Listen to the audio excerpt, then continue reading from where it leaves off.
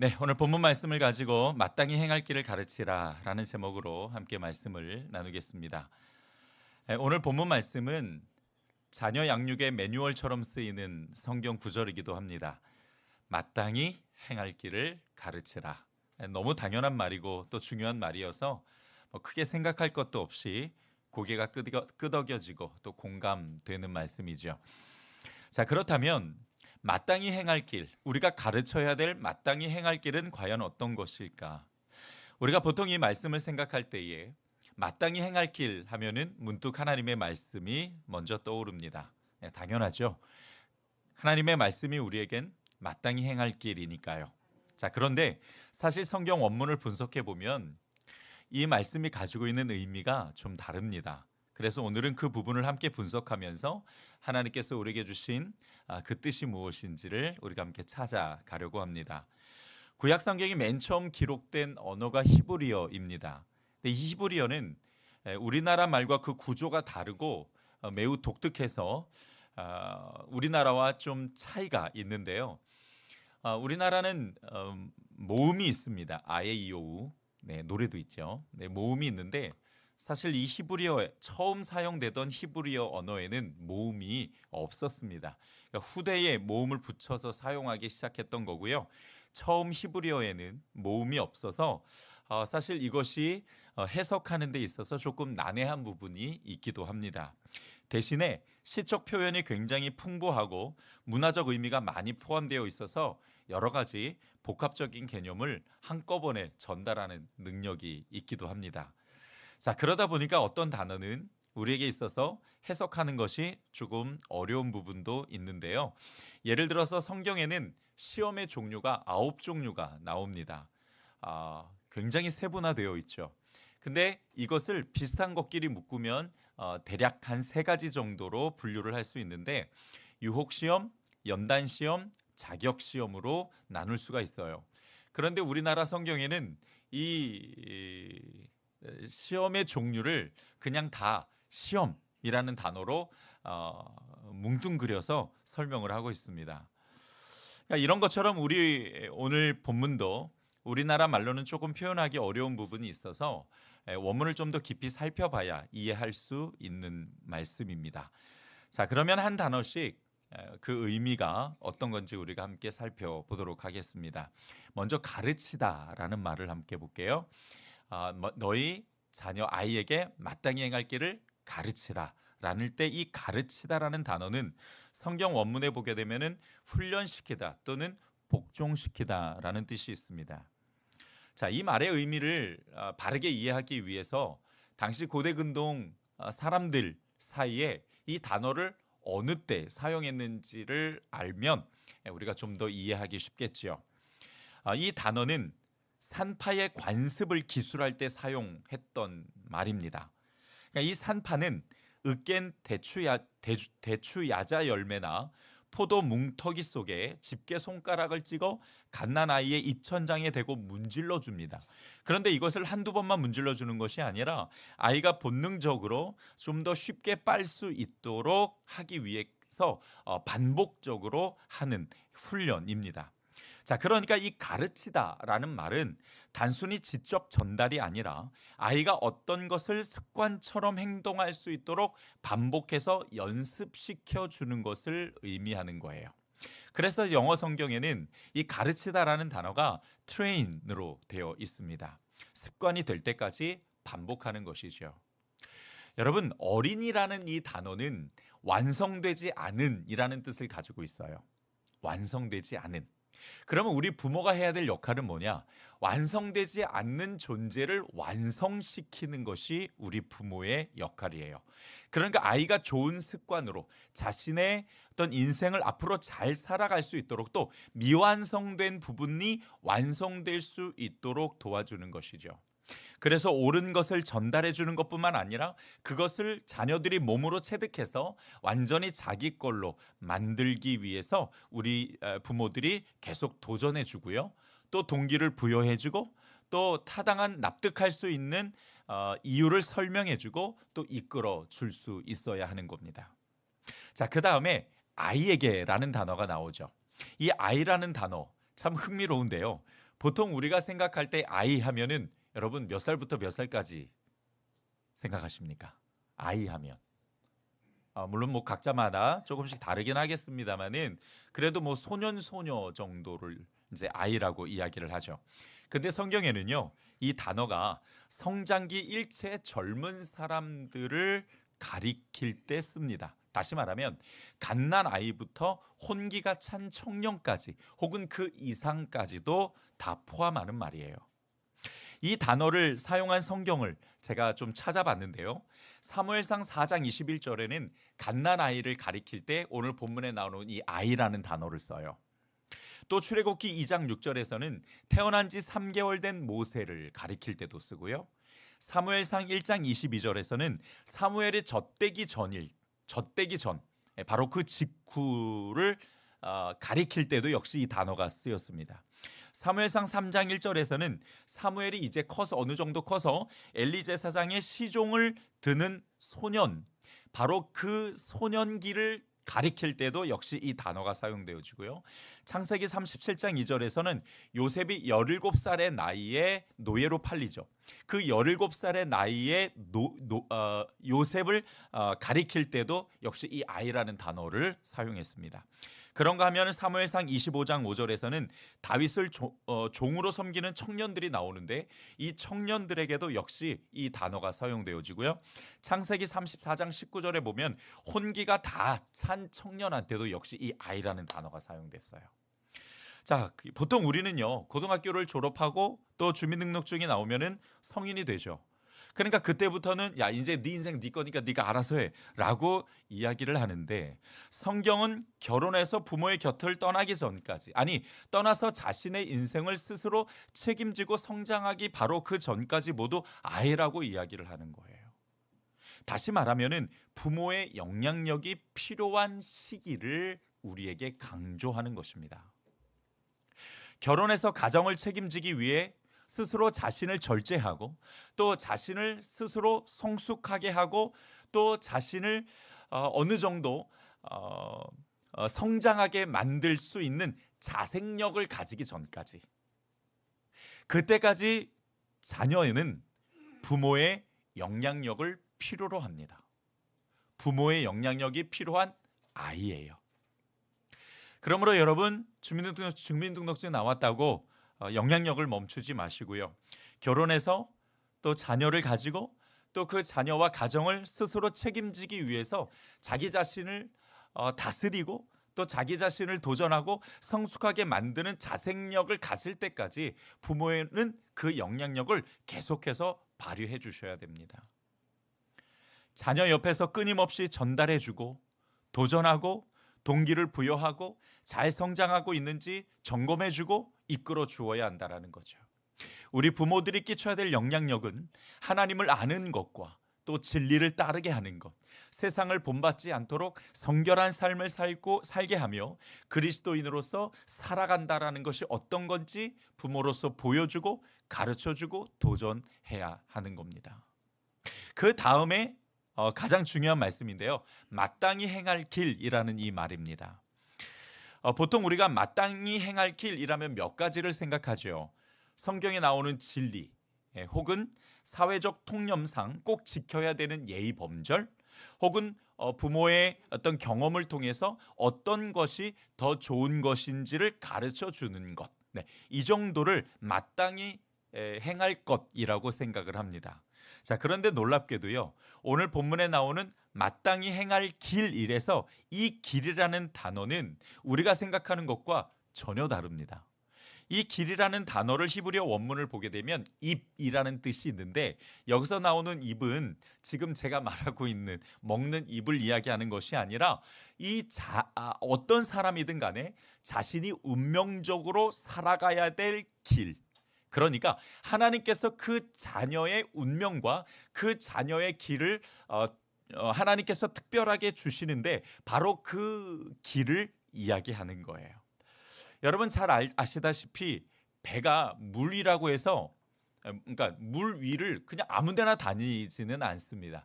물론 뭐 한강에서 있는 뭐 유람선이나 또는 뭐 보트나 이런 거는 뭐 아무데나 다니겠지만 저 태평양이나 뭐 대서양이나 이런 데는 배가 아무 길이나 다니지 않아요. 그러니까 그 조류가 있어가지고 그 조류를 쫓아서 이 뱃길이 따로 있다라고 이야기를 합니다. 그래서 그 뱃길을 쫓아 가야 되는데요. 비행기도 마찬가지예요. 저는 예전에 이 비행기가 그냥 하늘이면 다 날아다니는 줄 알았어요. 근데 그러지 않고 이 비행기도 하늘길이 따로 되어 있다고 합니다. 그래서 그 길을 쫓아가야지 이 비행기가 순항할 수 있다고 해요. 그러지 않으면 굉장히 어렵다고 합니다. 여러분 철새도 그래요. 뭐 그냥 아무렇게나 다니지 않더라고요. 뭐 누가 가르쳐 주지 않아도 본능적으로 자신이 날아가야 될 그 하늘의 길을 잘 알고 있습니다. 성경에서 말씀하시는 마땅히 행할 길, 이것은 하나님께서 주시고자 하나님께서 주신 그 운명과 더불어서 그 아이가 걸어가야 될 그 자신만의 길을 의미하는 거예요. 자신만의 길이라는 것은 또 어떤 걸까? 여러분, 하나님이 이 땅에 자녀를 태어나게 하실 때 그 자녀에게 가지고 계신 계획이 있어요. 그리고 하나님께서 그 인생을 통해서 영광 받으실 그 삶을 하나님이 다 결정하시거든요. 바로 그것이 자신만의 길입니다. 어떤 직업을 이야기하는 것이 아니에요. 부모들이 꼭 기억해야 될 아주 중요한 진리가 바로 이 원리에 담겨 있는데요. 여러분, 우리 자녀들은요, 내 뱃속에서 10달 있다가 낳았다고 해서 나의 것이라고 생각해서는 안 됩니다. 시편 139편 13절을 보면 주께서 내 내장을 지으시며 나의 모태에서 나를 만드셨나이다 라고 말씀하세요. 여러분, 우리 어머니의 모태에서 그 자녀를 만드신 분이 누구시라고요? 하나님이시라고 분명히 말씀을 하세요. 내가 아니에요. 분명히 하나님이시라고 말씀하십니다. 그러니까 내가 만든 자식이 아니라 하나님이 모태에서 만드신 바로 하나님의 자녀입니다. 그러니까 나의 소유가 아닌 거예요. 예전에는 우리 자녀를 부모에게 주신 선물이라고 이야기하기도 했습니다. 그것이 무엇을 의미하는지는 어느 정도 이해가 돼요. 그만큼 이 자녀는 부모에게 뭐 축복이고 또 기쁨이다, 뭐 그런 의미를 담고 있는지는 모르겠습니다만은, 그러나 이 자녀를 선물이라고 이야기하는 표현은 잘못됐습니다. 왜냐하면 여러분, 선물은 제가 예를 들어서 우리 김 권사님한테 선물을 받았어요. 그러면 그 선물은 누구 거예요? 왜 대답을 안 하십니까? 그 선물은 누구 거예요? 내 거예요. 그렇죠, 제 거죠. 네, 제 거예요. 여러분, 만약에 자녀를 선물이라고 표현한다면 그 자녀가 누구 거가 되는 겁니까? 내 거가 되는 거예요. 아닙니다. 이 자녀는 하나님이 만드신 하나님의 소유지요. 그리고 분명히 성경에서도 너는 내 것이라 하나님께서 그 소유권을 주장하셨습니다. 그러니까 이 자녀는 나를 위해서 존재하는 것이 아니죠. 내가 이루지 못한 꿈을 대신 이루어주는 대리자가 아닙니다. 여러분, 모든 아이는 이렇게 어머니의 뱃속에서 나올 때 이미 일련의 능력과 지적 역량과 지각을 사고하는 방식을 가지고 태어나요. 무슨 뜻인가 하면 이 아이는 이미 하나님이 주신 목적을 가지고 태어나고 하나님께서 그 아이에게 주신 그 아이만의 독특한 길을 이미 허락해 주셨다라는 거예요. 부모가 공부에 한이 맺혀가지고 야, 너는 공부해야지, 나는 이래도 너는 공부 잘해야지. 여러분, 그렇게 공부를 강요해서는 안 됩니다. 물론 이 사회가 워낙 공부를 요구하니까 무조건 공부 잘해서 좋은 대학 가고 또 좋은 데 취직하는 것, 그것이 자녀를 위한 것이라고 생각하기도 합니다. 뭐 틀렸다라고 이야기할 수도 없는 부분이고요. 또 물론 학생의 입장에서 그 학생의 사명은 공부를 하는 것이고 잘하는 것입니다. 그러나 더 중요한 것은 공부를 해야 되는 이유이지요. 공부는 수단이지 목적이 되어서는 안 됩니다. 공부를 잘하는 것이 인생을 살아가는 목적이 아니죠. 공부를 잘해야 되는 것은 그 공부를 통해서 사람들에게 선한 영향력을 끼치고 그리고 사람들을 돕는 겁니다.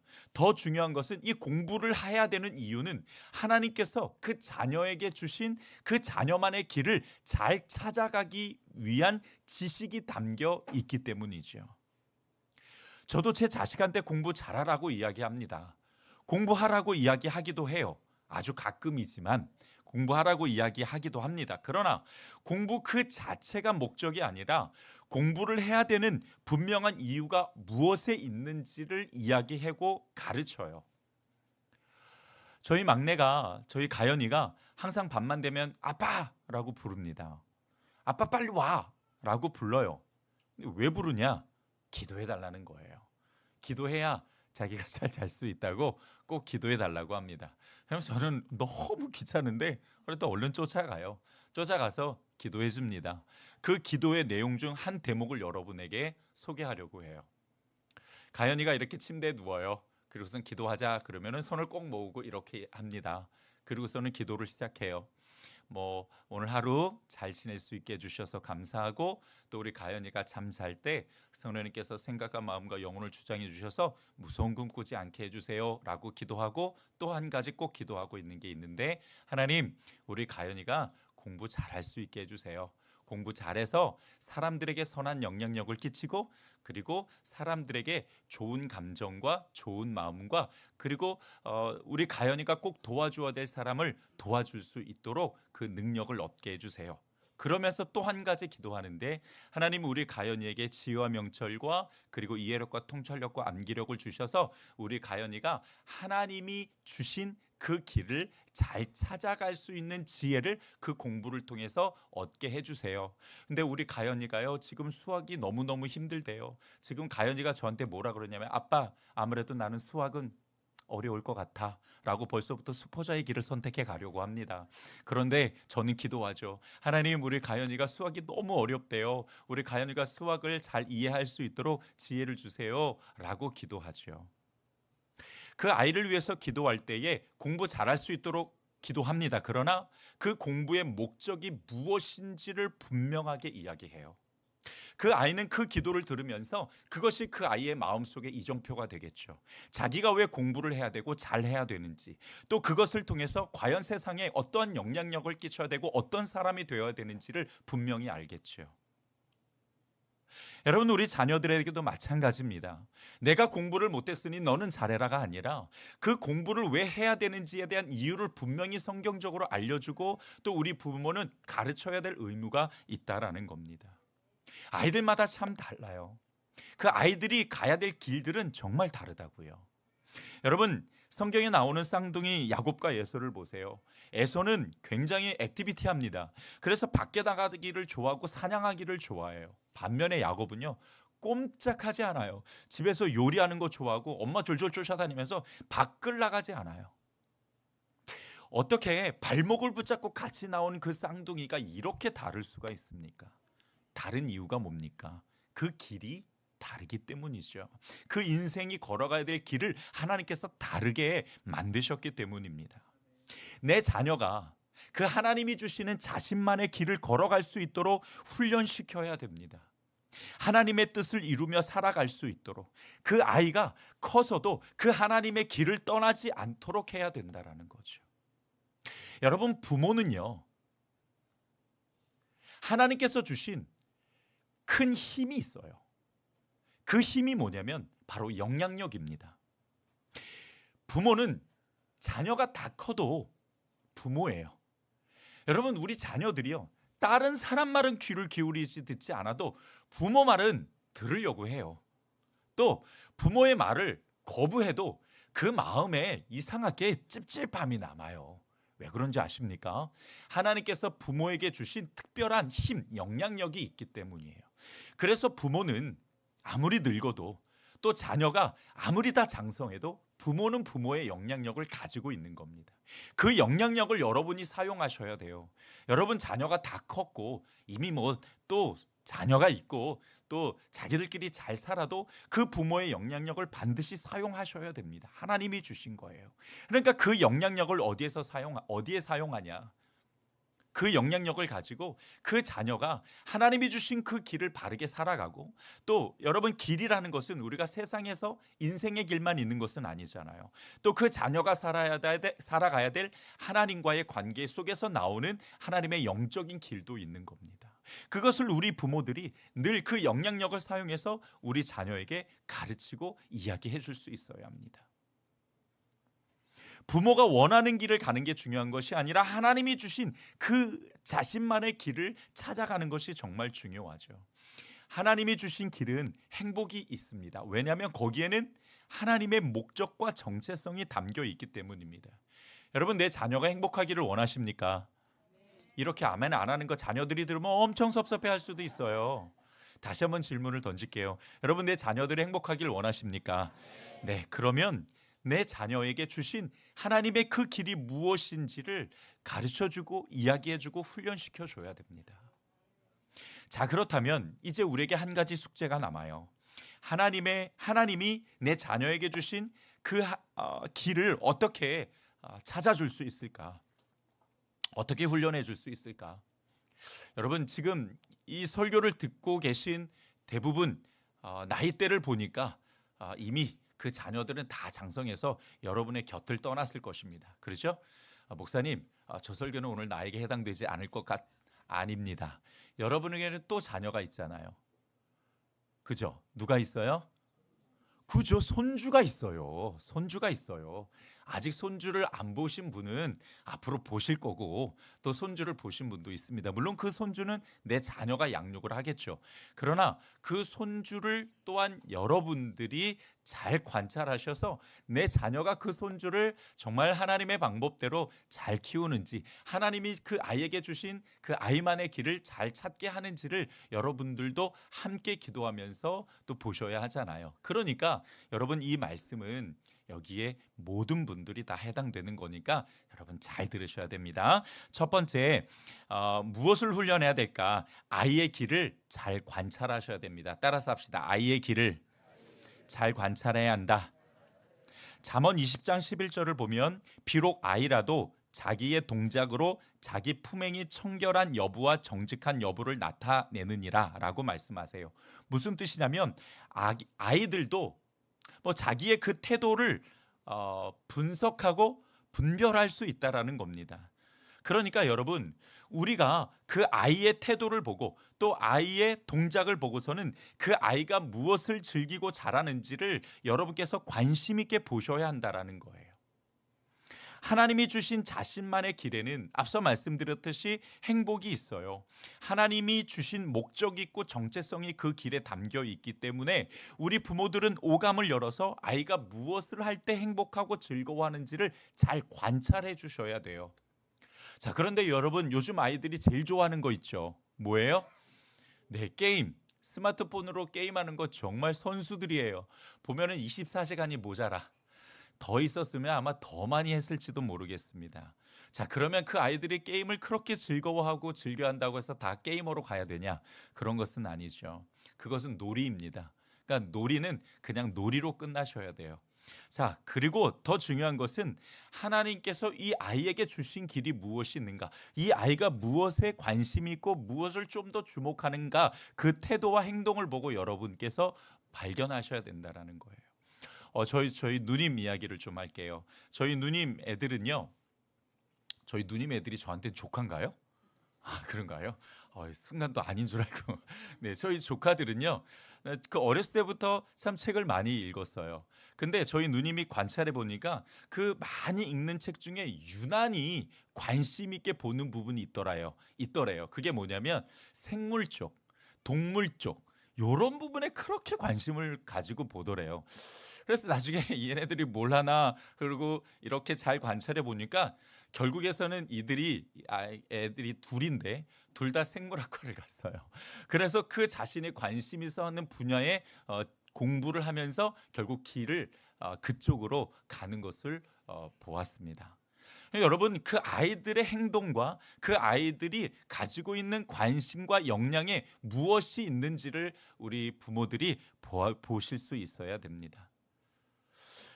우리 자녀들이 그 하나님의 길을 딱 걸어갈 때에 나타나는 어떤 특징들이 있어요. 그것이 뭐냐면은 변화이고 또 성장입니다. 그러니까 우리 자녀들이 하나님의 그 길을, 하나님이 주신 그 자신만의 길을 걸어갈 때는요, 그 인생에 성숙함이 있고 성장함이 있고, 그리고 뭔가 나아가는 것들이 있습니다. 아이가 하나님이 주신 길을 만나면 이전에는 보이지 않았던 변화와 올바른 성장이 보인다라는 거예요. 여러분 아까 말씀드렸듯이 아이란 뜻이 무슨 뜻이에요? 아직은 미완성, 완성되지 않는 존재. 그러니까 그 아이가 하나님의 길을 만나면 성장하고 달라지기 시작한다라는 거예요. 여러분 제 이야기를 좀 할게요. 뭐 내세울 것 없는 거지만 그래도 이 부분에서 여러분들의 이해를 돕기 위해서 아주 적절한 예라고 생각합니다. 제가 중2 때부터, 그러니까 본격적으로 중3 때부터 음악을 하기 시작했고요. 중2 때에 제가 이 음악에 재능이 있다라는 것을 발견하게 됐습니다. 그런데 저의 이 음악적 재능은 저희 부모님이 발견해 주신 게 아니라 제가 찾았어요. 물론 제가 찾았다라는 것은 하나님이 찾을 수 있도록 인도해 주셨다라는 뜻이죠. 제가 중2 때 전도사님이 갑자기 음악부장을 하라는 거예요. 저는 그때까지 노래가 뭔지 관심도 없고 뭐 악기도 다루지도 못했고 음악이라는 것은 저에게 별로 그다지 좋은 관심 있어 하는 분야는 아니었어요. 근데 음악부장이 됐으니 뭐라도 해야 될 거 아니에요. 그래서 뭘 할까 가만히 고민을 하다가 제가 기타를 하기 시작했습니다. 근데 기타를 하는데 기타 학원을 다닌 게 아니라 제가 독학을 했어요. 그리고서는 기타 코드집을 펼쳐놓고 그리고 복음성가집을 펼쳐놓고 그리고 그냥 혼자서 막 하기 시작했습니다. 그렇게 하다 보니까는 기타가 너무 좋고 음악이 너무너무 좋은 거예요. 음악을 만나고 나서 저는 정말 많이 변했습니다. 이전에 없었던 목표가 생기고 열정이 생기기 시작하더라고요. 그리고 음악을 연구하기 시작했습니다. 그래서 제가 고2 때부터 학원 강사를 시작했어요. 그래서 그때부터 참 그 음악을 통해서 사람들에게 도움을 주기도 했는데요. 연구도 하고 또 그것 때문에 성격도 많이 달라졌습니다. 삶에 흥미를 느끼고 꿈이 생기기 시작했죠. 목적이 생기니까 삶을 살아가는 태도가 달라졌어요. 예전엔 저희 어머니가 책 좀 읽어라 했는데도 귀뚱으로도 듣지 않더니 삶의 목표가 생기니까 누가 뭐라고 하지 않아도 책을 제가 집어들고 읽기 시작하더라고요. 그러면서 점점 더 성숙해지고 나아지는 모습을 가졌습니다. 또 그렇다고 해서 공부를 내팽개친 거는 아니고요. 하나님이 주신 길을 만나니까 음악만 재밌는 게 아니라 다 재밌더라고요. 목적이 생기니까 공부도 하게 되고요. 그래서 저는 지금도 그 음악을 통해서 하나님 앞에 영광 올려드리고 또 그 음악을 통해서 하나님께서 저에게 주신 그 길을 제가 뭐 아주 전문은 아니지만 그래도 열심히 가고 있습니다. 물론 저에게 또 목회의 길을 열어주셨죠. 근데 이 목회의 길도요, 음악을 통해서 만났어요. 그래서 저에게 이 음악은 참 귀중한 겁니다. 예전에 저에게 당신에게 음악은 어떤 의미입니까? 라고 질문을 받았던 때가 있었어요. 그때 저는 정말 서슴지 않고 음악은 제 목숨이며 생명과 같습니다 라고 대답할 정도였습니다. 그러니까 그렇게 너무너무 음악이 좋았어요. 그것으로 저가 참 많이 성장하고 자라났거든요. 그때 바로 그 목회를 만나서 또 이 목회의 길을 걷게 하셨지요. 근데 이 목회를 시작하면서 사실 저에게는 이 음악을 어쩔 수 없이 포기를 해야만 했습니다. 물론 이제 그 음악을 가지고 또 하나님께서 주신 또 재능, 그러니까 은사이기도 해서 교회에서 활용을 하고 있습니다만은 예전에는 밖에서도 되게 잘 나갔거든요. 그래서 이 음악을 제가 교회 안에서만 해야 되고 이제는 밖에서 하는 거는 포기를 해야 되는데 이 음악을 포기하는데 몇 년이 걸렸냐면 8년이 걸렸어요. 8년간 저는 음악만 생각하면 벌떡 일어나서 막 눈물을 흘릴 정도로 이 음악을 포기하는 데 있어서 너무 많이 힘들었습니다. 그래도 어떻게든 간에 하나님께서는 그 음악을 내려놓게 하셨고 또 다른 방향으로 이렇게 하나님 앞에 영광 올려드리게 하셨고 또 그 음악을 통해서 목회의 길을 찾게 하셔서 지금의 저의 인생의 길을 또한 걷게 하셨습니다. 여러분 우리 아이가 언제 하나님의 길을 만날지 모릅니다. 그래서 우리 부모들은 아이가 하나님의 길을 찾을 때까지 기도하면서 잘 관찰해 주셔야 한다는 거예요. 무조건 공부해라. 나는 이거 못했으니까 넌 무조건 이거 해라가 아니라 하나님이 우리 자녀에게 주신 그 길을 여러분께서 기도하면서 잘 찾아주셔야 한다는 거죠. 두 번째로는 우리 자녀들이 하나님을 사랑하도록 훈련해야 합니다. 따라서 합시다. 하나님을 사랑하도록 훈련해야 한다. 여러분, 내 자녀는 하나님의 목적을 가지고 이 땅에 태어났죠. 하나님 없이는 인생의 진정한 길을 찾을 수가 없는 이유가 바로 거기에 있습니다.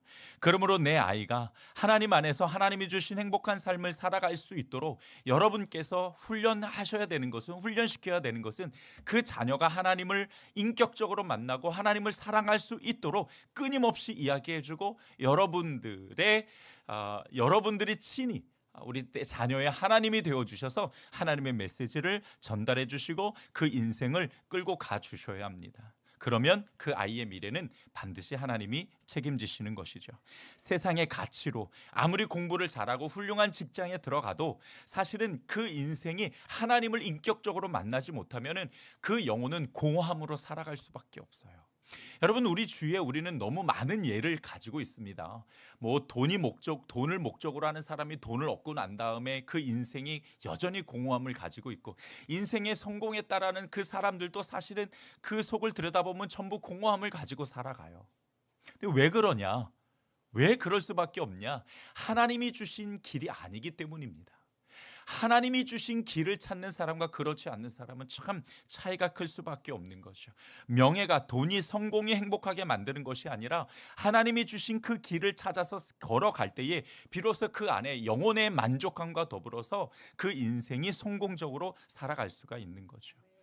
여러분, 공부는 지금 해야 돼, 나중에 교회 가, 그래도 괜찮아 라고 이야기하셨던 적 있으십니까? 너무 잘못하신 거예요.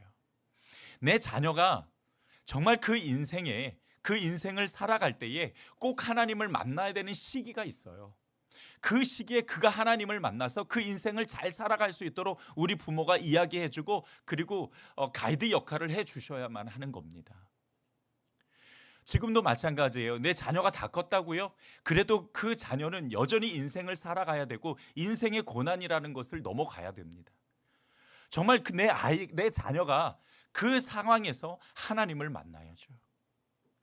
여러분, 저희 둘째 지연이가 지금 이제 음악을 하잖아요. 성악을 전공합니다.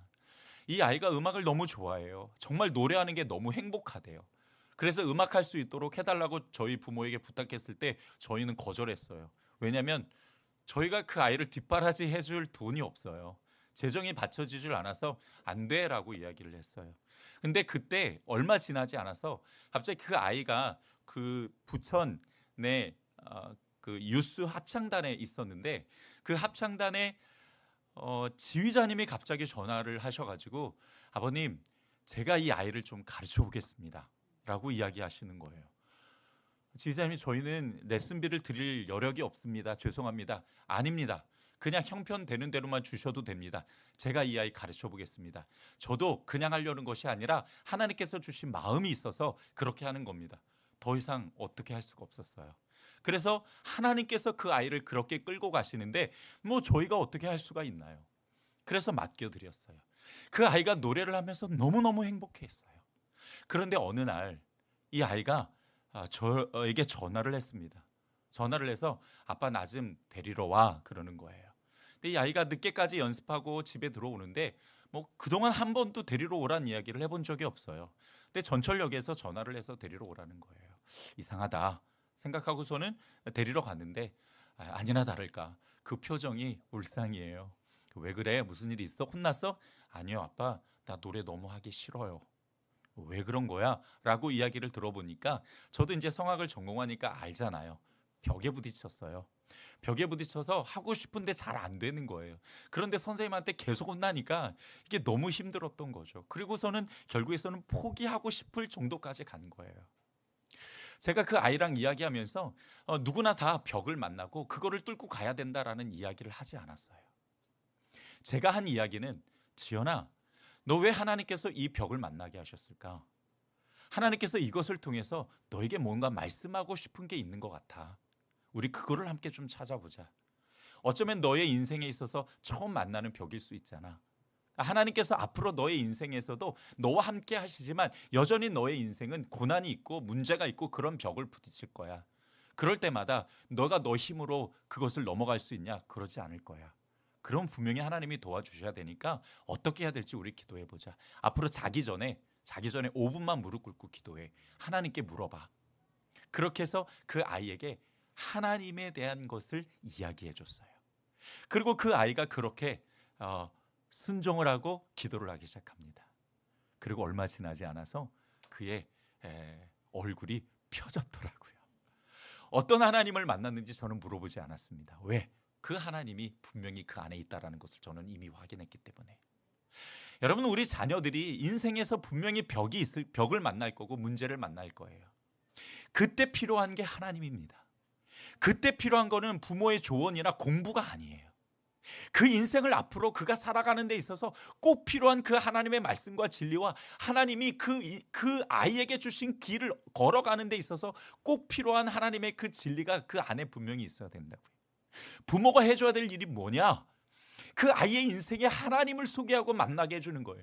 그의 인생의 어려움이나 또는 그 인생의 고민이나 그의 인생의 갈등을 통해서 하나님이 그 인생을 어떻게 만들어 가시고 어디로 이끌어 가시는지를 그 아이에게 여러분이 이야기해 주셔야 된다고요.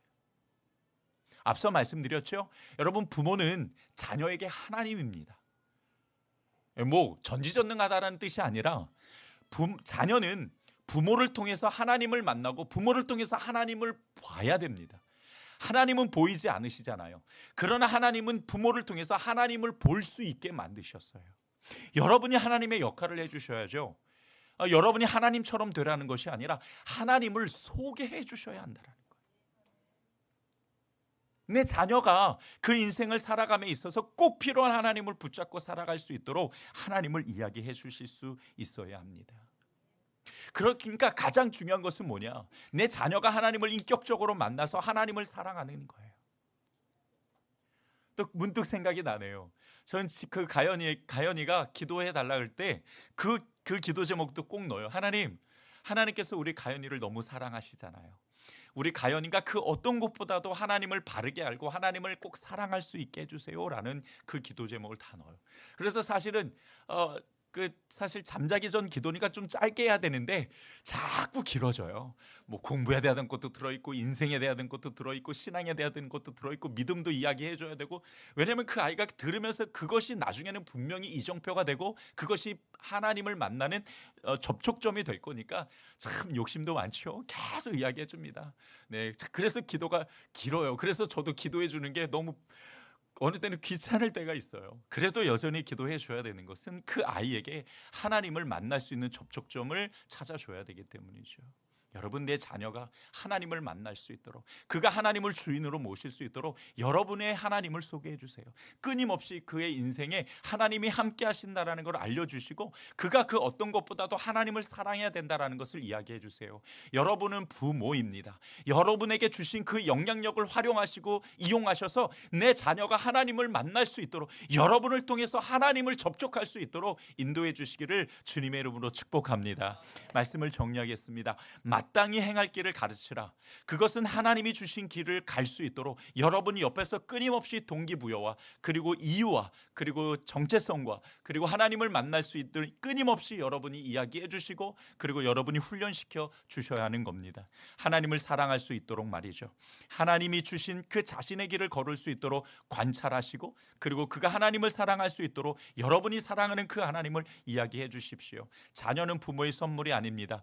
부모의 소유가 아니죠. 오직 하나님의 길을 가기 위해 하나님의 목적을 가지고 태어났다라는 것을 꼭 인지하십시오. 아직 결혼하지 않는 자녀든 결혼한 자녀든 여러분, 지금도 늦지 않았습니다. 하나님은 부모의 영향력을 평생 가게 만드셨어요. 그 영향력으로 여러분들의 의무와 여러분들의 사명을 다하셔야 됩니다. 그가 하나님을 사랑하는 인생을 살아갈 수 있도록 훈련시켜 주시고 도와주십시오. 하나님 안에서 자신의 길을 찾을 수 있도록 기도하고 도와주신다면 반드시 그 자녀는 하나님 안에서 행복한 삶을 살게 될 줄 믿습니다.